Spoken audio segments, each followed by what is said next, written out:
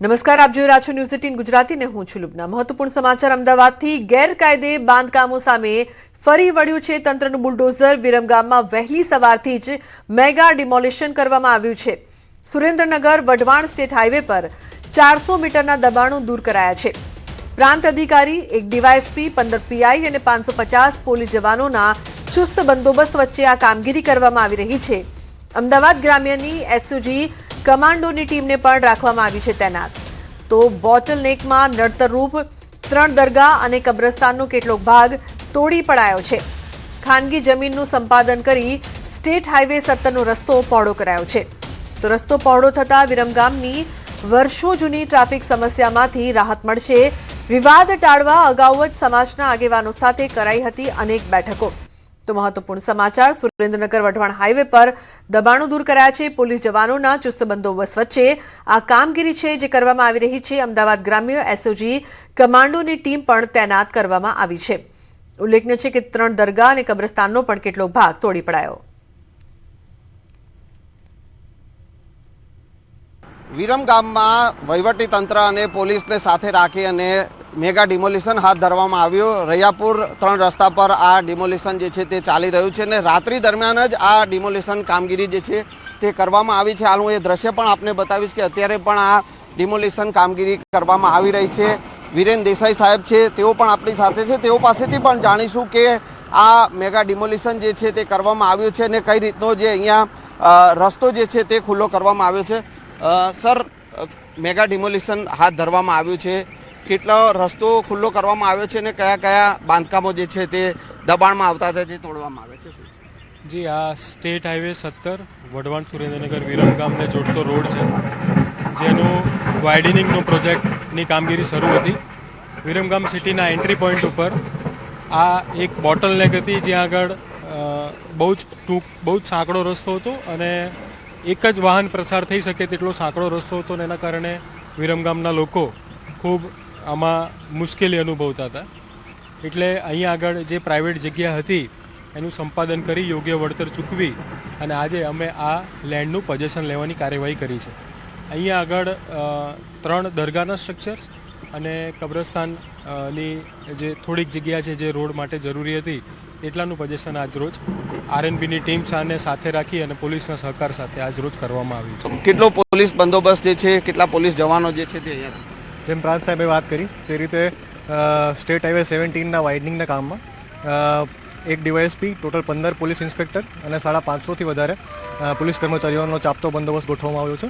આ ઉપરાંત સમગ્ર બંદોબસ્ત દરમિયાન પોલીસે તમામ તેમના સ્માર્ટ વ્હીકલ્સ, વજ્ર વ્હીકલ્સ, ડ્રોન સિસ્ટમનો ઉપયોગ કરી અને સમગ્ર પ્રક્રિયાનું નિરીક્ષણ અને સર્વેલન્સનું કામ ચાલુ છે। તો આ હતા એસડીએમ સર અને ડીવાયએસપી સર અને જે પ્રકારની કામગીરી જે અત્યારે પણ ચાલી રહી છે હું એ દ્રશ્ય પણ આપને બતાવવાનો પ્રયાસ કરીશ કે હાલ અત્યારે આ ડિમોલેશનની કામગીરી કરવામાં આવી રહી છે। જે સ્ટેટ હાઈવે છે એ સ્ટેટ હાઈવેને પહોળો કરવા માટે જે પણ દબાણ જે રસ્તા પર આવતા હતા એ રસ્તો ખુલ્લો કરવા માટેની કામગીરી અત્યારે આ કરવામાં આવી રહી છે અને હાલ આ ડિમોલિશનની કામગીરી જે છે તે વહેલી સવારથી શરૂ કરવામાં આવી હતી અને અત્યારે મોટા ભાગની કામગીરી જે છે તે પૂર્ણ કરી દેવામાં આવી છે। કેમેરામેન ખેંગાર રાઠોડ સાથે સંજય ટાંક, ન્યૂઝ 18 ગુજરાતી, વિરમગામ। વિરમગામમાં વહેલી સવારથી મેગા ડિમોલિશન હાથ ધરવામાં આવ્યું છે અને હાલ આપ જે જોઈ શકો છો કે સુરેન્દ્રનગર વઢવાણ સ્ટેટ હાઈવે પરનો 400 મીટરનો જે રસ્તો હતો કે જ્યાં દબાણ હતા, 3 દરગાહ અને કબ્રસ્તાનનો કેટલોક ભાગ હતો તે તોડી પાડવામાં આવ્યો છે અને રસ્તો પહોળો કરવામાં આવ્યો છે। અમદાવાદ ગ્રામ્યના એસઓજી કમાન્ડોને પણ સાથે રાખવામાં આવ્યા છે। પોલીસનો ચુસ્ત બંદોબસ્ત છે અને સાથે સાથે એસઓજી કમાન્ડોની એક ટીમ જે છે તેને પણ અહીંયા બંદોબસ્ત માટે તૈનાત રાખવામાં આવી છે।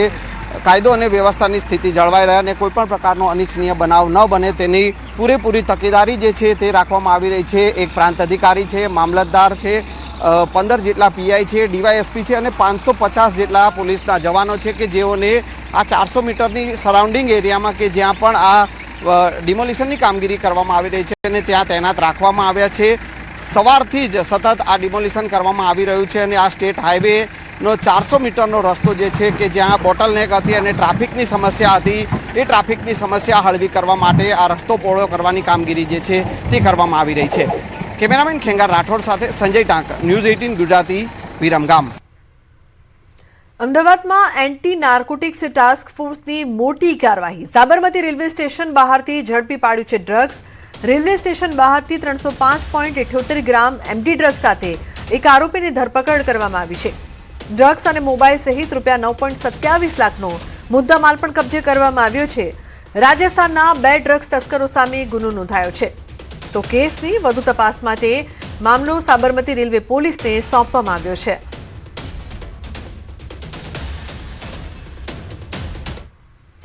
લખનૌમાં પ્રોપર્ટી ડીલર સંદીપસિંહની કરવામાં આવેલી હત્યા કેસના આરોપી ઝડપાયા છે. એસટીએફે મુખ્ય કાવતરાખોર પ્રોપર્ટી ડીલર દિનેશ કુમાર યાદવ અને તેના ડ્રાઈવર મુબીનની ધરપકડ કરી છે. દિનેશ અને મૃતક સંદીપ વચ્ચે જમીન બાબતે વિવાદ ચાલતો હતો અને સંદીપ વારંવાર પોલીસ તેમજ શાસનમાં દિનેશ વિરુદ્ધ ફરિયાદો કરતો હોવાથી તેને રસ્તામાંથી હટાવવા માટે આ કાવતરું ઘડવામાં આવ્યું હતું. આ હત્યાકાંડને અંજામ આપવા માટે 5 લાખ આપીને 2 ભાડુતી શૂટર્સ બોલાવ્યા હતા અને તેમના માટે ખોટી નંબર પ્લેટવાળી સેકન્ડ હેન્ડ અપાચે બાઇક પણ ખરીદી હતી. ઉત્તર પ્રદેશના મિર્ઝાપુરમાં સપા નેતા સતીશ મિશ્રાના ભાઈ આશિષ મિશ્રાએ વિંધ્યાચલ કોતવાલીના અષ્ટભુજા ટોલ પ્લાઝા પર દાદાગીરી કરી ભારે હોબાળો મચાવ્યાની ઘટના સામે આવી છે. આશિષ મિશ્રાએ બીભત્સ ગાળો આપીને એક ટોલ કર્મચારીને જોરદાર થપ્પડ મારી દીધી હતી, જેના કારણે કર્મચારી રસ્તા પર જ ઢળી પડ્યો હતો. આ સમગ્ર ઘટનાના ટોલ પ્લાઝાના મેનેજરે સીસીટીવી ફૂટેજ વાયરલ કર્યા છે.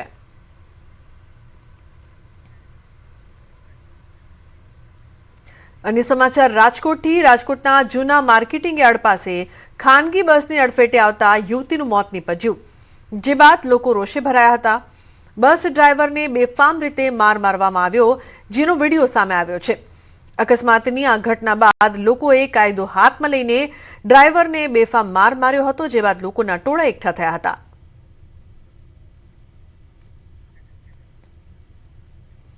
અમદાવાદના નવા નરોડા વિસ્તારમાં માથાકૂટની ઘટના. ક્રિકેટ રમવા જેવી ઘટનામાં મારામારી થઈ છે. મહિલા બેટ લઈને સિક્યુરિટી ગાર્ડ પર તૂટી પડી. અગાઉ સિક્યુરિટી ગાર્ડે ક્રિકેટ રમતા બાળકોને ધમકાવ્યા હતા. ધમકાવ્યા બાદ બાળકોને મારવાનો પ્રયાસ કર્યો હતો. સિક્યુરિટી ગાર્ડની આ હરકતથી નારાજ મહિલાએ હુમલો કર્યો. તો નવા નરોડા વિસ્તારમાં માથાકૂટ થઈ છે, જેના સીસીટીવી સામે આવ્યા છે. ક્રિકેટ રમવા જેવી ઘટનામાં મારામારી થઈ હતી. સિક્યુરિટી ગાર્ડે બાળકોને ધમકાવ્યા હતા, જે બાદ રોષે ભરાયેલી મહિલાએ આવીને મારપીટ કરી હતી. મહિલા બેટ લઈને ગાર્ડ પર તૂટી પડી. અમદાવાદની નવા નરોડા વિસ્તારની આ માથાકૂટની ઘટનાના સીસીટીવી ફૂટેજ સામે આવ્યા છે. માળિયા મિયાણા તાલુકાના નાના દહીસરા ગામે આવેલ મહાકાળી માતાજીના મંદિરમાં ચોરીની ઘટના બની છે. મહાકાળી માતાજીના મંદિરમાંથી ચાંદીના 13 છત્તરની ચોરી થઈ છે. પોલીસ અજાણ્યા ઈસમ વિરુદ્ધ ફરિયાદ નોંધી છે. ચોરીના સીસીટીવી વિડીયો સામે આવ્યા છે. તો ચોર ટોળકીએ ચોરી કરી હતી, જે ઘટના સીસીટીવીમાં કેદ થઈ છે. નાના દહીસરા ગામે મંદિરમાં ચોરી થઈ છે. દ્રશ્યોમાં જોઈ શકાય છે કે કઈ રીતે ચોરી કરવામાં આવે છે. મહાકાળી માતાજીના મંદિરમાં ચોર પ્રવેશે છે અને છત્તરની ચોરી કરે છે. ચોર ટોળકીએ 13 છત્તરની ચોરી કરી હોવાનું પણ સામે આવ્યું છે. આ સમગ્ર ઘટના સીસીટીવીમાં કેદ થઈ છે. પોલીસ દ્વારા આ મામલે વધુ તપાસ કરવામાં આવી રહી છે. ઉના દીવ હાઈવે પર અકસ્માતની ઘટના સામે આવી છે. દેલવાડા નજીક પાસે આવેલી માતંગી હોટલ પાસે અકસ્માત. રોડ પર ભૂંડ વચ્ચે આવતા બચાવવા જતા કાર ચાલકે કાબુ ગુમાવ્યો. કાર રોડની સાઈડમાં આવેલા ટ્રાન્સફોર્મર સાથે અથડાઈ હતી. કારમાં સવાર 5 લોકોનો બચાવ. કારમાં સવાર લોકો મહુવાથી દીવ ફરવા માટે આવ્યા હતા. દીવથી પરત ફરતા સમયે દેલવાડા નજીક આ અકસ્માત નડ્યો છે.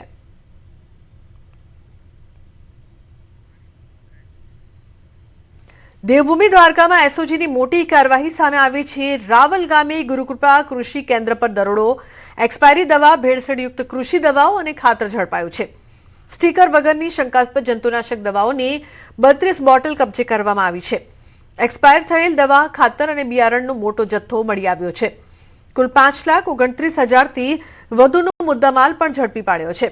પ્રતિબંધિત વેટાવેક્સ દવા બોટલમાં ભરી વેચાતી હોવાનો ખુલાસો થયો છે. 135 બોરી ખાતરનો શંકાસ્પદ સ્ટોક પણ જપ્ત કરવામાં આવ્યો છે.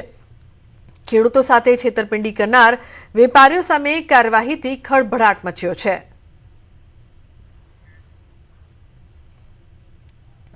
કુલ 5,29,320 રૂપિયાની કિંમતની વિવિધ એગ્રો પ્રોડક્ટ્સ છે એ મળી આવેલ હતી, જેમાં બિયારણ, જંતુનાશક દવાઓ તથા ખાતરનો જથ્થો મળી આવેલ હતો. આ પ્રોડક્ટ્સમાં કેટલીક જે દવાઓ છે તે કોઈપણ જાતની માહિતી દર્શાવતા સ્ટીકરો લગાવ્યા વગર ફક્ત સાદી બોટલોમાં દવાઓનું વેચાણ ચાલુ હોવાનું ધ્યાને આવેલ હતું. રોયલ ચેલેન્જર્સ બેંગલુરુએ ફરી આઈપીએલનો તાજ પોતાના નામે કર્યો છે. અમદાવાદમાં રમાયેલી આઈપીએલની ફાઇનલમાં ગુજરાતને હરાવીને આરસીબી ચેમ્પિયન બન્યું છે. નરેન્દ્ર મોદી સ્ટેડિયમમાં ગુજરાત ટાઇટન્સ અને રોયલ ચેલેન્જર્સ બેંગલુરુ વચ્ચે ફાઇનલ રમાઈ હતી, જેમાં રોયલ ચેલેન્જર્સ બેંગલુરુએ બાજી મારી લીધી છે. તેની સાથે જ આરસીબીએ પોતાનો ખિતાબ સફળતાપૂર્વક ડિફેન્ડ કરીને સતત બીજી વાર ચેમ્પિયન બન્યું છે. આરસીબીએ 12 બોલ થકી બોલ બાર રાખતા ગુજરાતની ટીમને 5 વિકેટથી હરાવી હતી. બેંગલુરુએ back to back IPL trophy જીતી છે. ફાઇનલ મેચમાં આરસીબીના ફાસ્ટ બોલર્સની કમાલ જોવા મળી હતી, ખાસ કરીને રસિક સલામદારે જેણે 3 વિકેટ લીધી હતી. ત્યારબાદ ચેસ માસ્ટર વિરાટ કોહલીએ 42 બોલમાં 75 રનની શાનદાર ઇનિંગ રમી.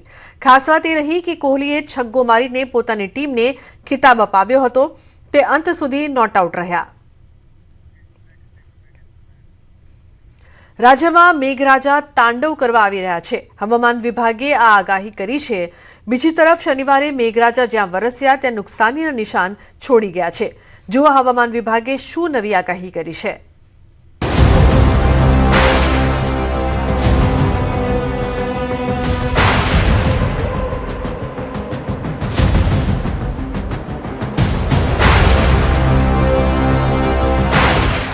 ચોમાસા પહેલા જ મહેરબાન મેઘરાજા. 6 દિવસ રાજ્યના મહેમાન બનશે મેઘરાજા. પવન અને કરા સાથે શરૂ થશે મેઘ તાંડવ. ચોમાસું બારણે ટકોરા દઈ રહ્યું છે, પરંતુ એ પહેલા રાજ્યમાં વરસાદી તાંડવ શરૂ થઈ ગયું છે અને આગામી 5 જૂન સુધી રાજ્યમાં વીજળીના કડાકા ભડાકા અને ભારે પવન સાથે વરસાદની શક્યતા છે. એટલે કે ગુજરાતનું હવામાન અચાનક બદલાઈ જશે અને ગરમીમાંથી રાહત મળવાની છે. મહત્વનું છે કે હાલ દેશમાં પ્રી મોન્સૂન એક્ટિવિટી શરૂ થઈ ગઈ છે. ચોમાસું હવે કેરળના દરવાજા ખખડાવી રહ્યું છે. દક્ષિણ ભારત અને ઉત્તર પૂર્વ ભારતમાં મેઘરાજા સટાસટી બોલાવી રહ્યા છે. ત્યારે રાજ્યના હવામાન વિભાગે પવન અને કરા સાથે વરસાદનું એલર્ટ આપ્યું છે. હવામાન વિભાગનું માનીએ તો વેસ્ટર્ન ડિસ્ટર્બન્સ અને સાયક્લોનિક સર્ક્યુલેશન ટ્રફના કારણે રાજ્યમાં આગામી 6 દિવસ સુધી પવન સાથે વરસાદી માહોલ યથાવત રહેશે. આ દરમિયાન દરિયાકાંઠાના અને મેદાની વિસ્તારોમાં 40 થી 50 કિલોમીટર પ્રતિ કલાકની તોફાની ઝડપે પવન ફૂંકાવાની શક્યતા છે, જેના કારણે ભારે નુકસાનની ભીતિ સેવાઈ રહી છે. अगले 6 दिन तक गुजरात रीजन और सौराष्ट्र कच्छ में आइसोलेटेड से स्कैटर्ड और डे 3 में फेयरली वाइड स्प्रेड बारिश होने की उम्मीद है. इसके साथ ही हम थंडरस्टॉर्म भी एक्सपेक्ट कर रहे हैं 1 से 6 डे 1 से डे 6 तक. 1 જૂન માટે હવામાન વિભાગે રાજ્યના 5 જિલ્લા માટે વરસાદનું ઓરેન્જ એલર્ટ આપ્યું છે. જે જિલ્લા માટે ઓરેન્જ એલર્ટ છે તેમાં સાબરકાંઠા, અરવલ્લી, મહીસાગર, દાહોદ અને છોટા ઉદેપુરનો સમાવેશ છે. આ ઉપરાંત અમદાવાદ, ગાંધીનગર, રાજકોટ સહિત રાજ્યના 26 જિલ્લા માટે યલો એલર્ટ આપવામાં આવ્યું છે. આ ઉપરાંત 2 જૂને ગુજરાતના 31 જિલ્લામાં વરસાદની આગાહી છે, જેમાં અરવલ્લી, નર્મદા અને તાપી માટે હવામાન વિભાગે ઓરેન્જ એલર્ટ આપ્યું છે. 3 જૂને ગુજરાતના તમામ જિલ્લા માટે યલો એલર્ટ અપાયું છે. 3 જૂને સમગ્ર ગુજરાતમાં ગાજવીજ સાથે વરસાદ પડવાની શક્યતા છે. 4 જૂને પણ રાજ્યના 31 જિલ્લા માટે હવામાન વિભાગે યલો એલર્ટ આપ્યું છે. હવામાનના જોખમે પલટાને પગલે તંત્ર સંપૂર્ણ એક્શન મોડમાં આવી ગયું છે. વાવાઝોડા અને ખરાબ હવામાનને ધ્યાનમાં રાખીને આગામી 2 દિવસ સુધી માછીમારોને દરિયો ન ખેડવા માટે કડક સૂચના આપવામાં આવી છે. મહત્વનું છે કે મે મહિનાની છેલ્લી તારીખની સવારે ગુજરાતના વાતાવરણમાં ઠંડક પ્રસરી ગઈ છે. શનિવારની મોડી રાત્રે અને રવિવારની વહેલી સવારે અમદાવાદ સહિત ગુજરાતના અનેક વિસ્તારોમાં પવન સાથે વરસાદ વરસ્યો, જેના કારણે તાપમાનમાં ઘટાડો નોંધાયો હોય તેવો અનુભવ થઈ રહ્યો છે. શનિવારે રાજ્યના અલગ અલગ જિલ્લામાં વરસાદે તારાજી સર્જી. છોટાઉદેપુરમાં વાવાઝોડા અને ભારે પવન સાથે વરસાદ વરસ્યો. જબુગામ નજીક ભારે પવનના કારણે રેલવે ટ્રેક પર એક વિશાળકાય ઝાડ ધરાશાયી થયું, જેના કારણે વડોદરા અને મધ્યપ્રદેશ જોડતો રેલ વ્યવહાર સંપૂર્ણપણે ખોરવાઈ ગયો. ટ્રેક પર ઝાડ પડવાની સાથે રેલવેની ઓવરહેડ વીજ લાઇન તૂટી પડી, જેને પગલે ઓવરહેડ સપ્લાય ઠપ થઈ ગયો. આ દુર્ઘટનાના કારણે મધ્યપ્રદેશના જોબટ અને વડોદરાને જોડતી રેલ સેવા પર વ્યાપક અસર પડી છે. જોબટથી વડોદરા તરફ જતી ટ્રેનને તાત્કાલિક ધોરણે છોટાઉદેપુર રેલવે સ્ટેશને જ રોકી દેવામાં આવી છે, જ્યારે વડોદરાથી જોબટ તરફ જતી ટ્રેનને તંત્ર દ્વારા રદ કરવામાં આવી છે. છોટાઉદેપુરમાં મધરાત્રે વાવાઝોડાએ તાંડવ મચાવ્યું હતું. અચાનક વાતાવરણ પલટાયું હતું અને ભારે વાવાઝોડું શરૂ થયું. પવનની ગતિ એટલી તીવ્ર હતી કે હાઈવેની બિલકુલ બાજુમાં આવેલા એક તબેલાના શેડના પતરા કાગળની જેમ હવામાં ઉડી ગયા હતા. આ પતરા સીધા ઉડીને નેશનલ હાઈવે નંબર 56ની વચ્ચોવચ્ચ આવીને પડ્યા હતા. રાત્રિના અંધકારમાં હાઈવે પર લોખંડના ભારે પતરા પડવાના કારણે મોટો અકસ્માત થવાનો ભય સર્જાયો હતો. જો કે આટલો વ્યસ્ત હાઈવે હોવા છતાં પડસદ નસીબે કોઈ જાનહાનિ નથી થઈ. સોરઠની ધરતી પર જાણે કુદરત મન મૂકીને વરસી હોય તેવો અદ્ભુત નજારો જોવા મળ્યો. જૂનાગઢના સુપ્રસિદ્ધ અને પવિત્ર દાતાર પર્વત પર ચોમાસાના આગમનની આહટ વચ્ચે એક મનમોહક વરસાદી માહોલ જામ્યો. જાણે કે દાતાર પર્વતે વાદળોની ઓઢણી ઓઢી. દાતાર પર્વતની ઊંચી ટેકરીઓ આજે ઘનઘોર વાદળોની સફેદ ચાદરથી ઢંકાઈ ગઈ હતી. પર્વતમાળા ઉપર વરસાદી વાદળો ઉતરી આવ્યા. જાણે ધરતી અને આકાશનું મિલન થયું હોય એવા દ્રશ્યો સર્જાયા. આ કુદરતી અને રમણીય સૌંદર્યને નજરે નિહાળવા માટે સ્થાનિક લોકો અને પ્રવાસીઓ મોટી સંખ્યામાં દાતારની ટેકરીઓ ઉપર ઉમટી પડ્યા. લોકો સેલ્ફી લઈને અને પ્રકૃતિની ગોદમાં બેસીને આ મનમોહક નજારાનો ભરપૂર આનંદ માણી રહ્યા છે. આ તરફ પંચમહાલના વેજલપુર બાગાયત ફાર્મમાં ગત મોડી રાત્રે આવેલા જોરદાર વાવાઝોડાના કારણે કલ્પના ન કરી શકાય તેટલું મોટું નુકસાન થયું. આંબા પર લટકી રહેલી કેરીઓ પળભરમાં જમીન દોસ્ત થઈ ગઈ.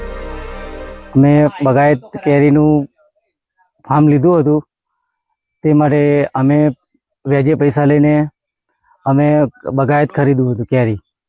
હવે અચાનક વરસાદ ને વાવાઝોડું આવવાથી ઘણું બધું નુકસાન થયું છે.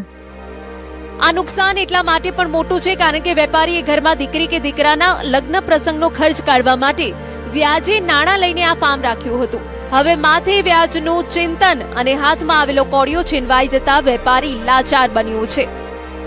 અમારી એવી અપેક્ષા હતી કે અમે કંઈક બે પૈસા કમાઈએ તો અમે કંઈક લગ્ન પ્રસંગમાં છોકરાના વાપરી શકીએ.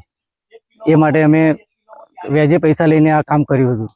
તે એના ઉપરાંત અચાનક વાવાઝોડું આવવાથી ઘણું બધું અમને નુકસાન થયું છે. 400 થી 500 મણ કેરીનું નુકસાન થયું છે.